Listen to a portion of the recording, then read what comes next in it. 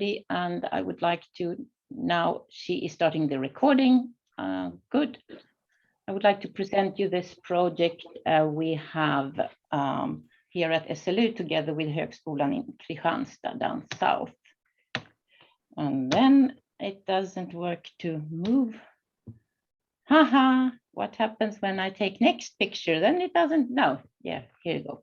So we have an ongoing project. It's a 4-year project, and because of Corona, it's going on a little bit more.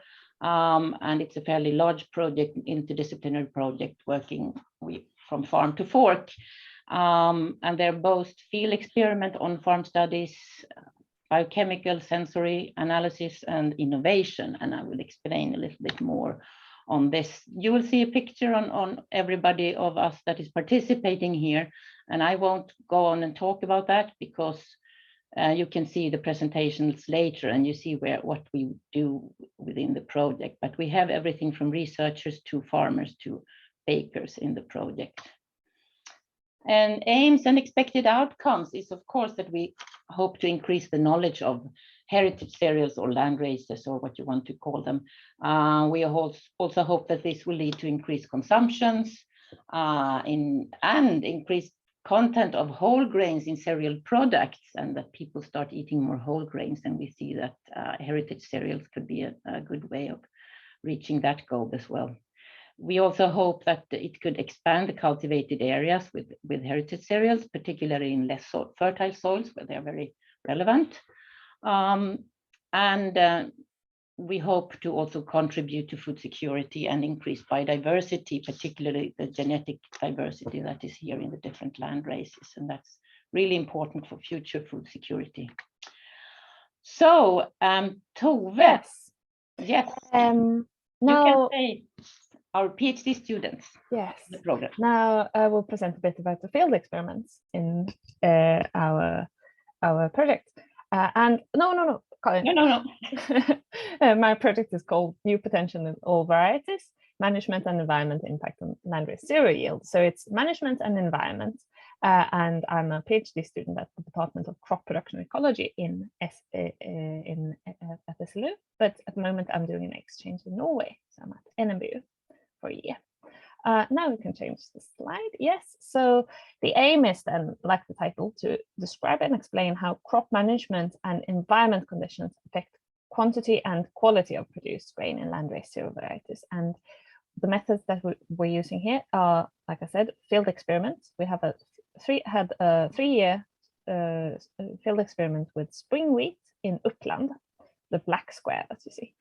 But then we have also, in order to sort of study the conditions at the farm and the management at the farm, we have had on-farm observations or experiments at 28 farms all around southern and middle Sweden. And I've also done an interview study where I've interviewed these farmers who have had rye experiments, but also some extra farmers.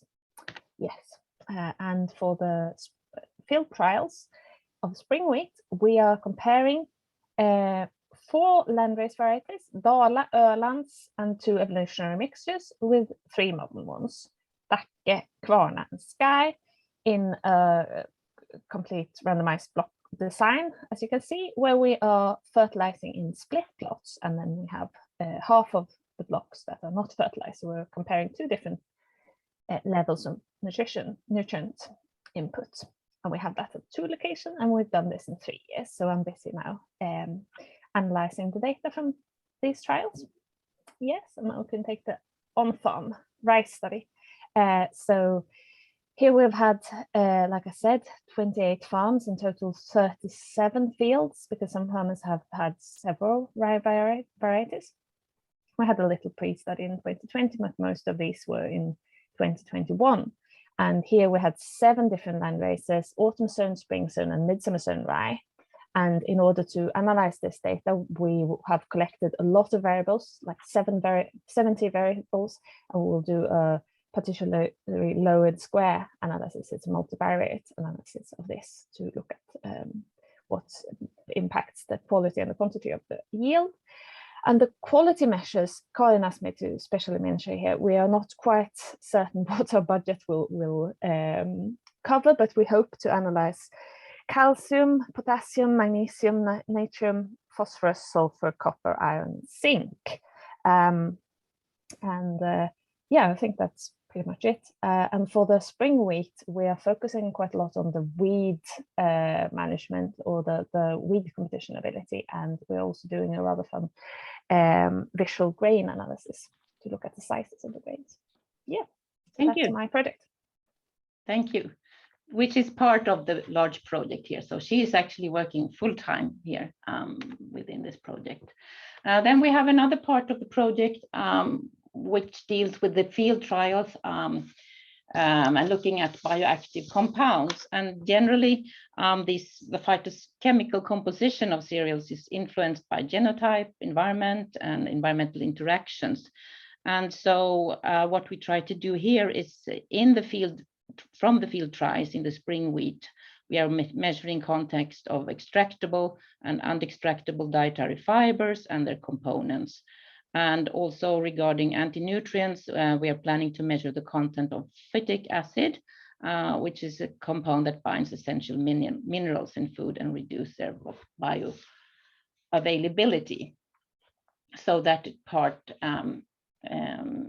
is ongoing now from the results from the field trials.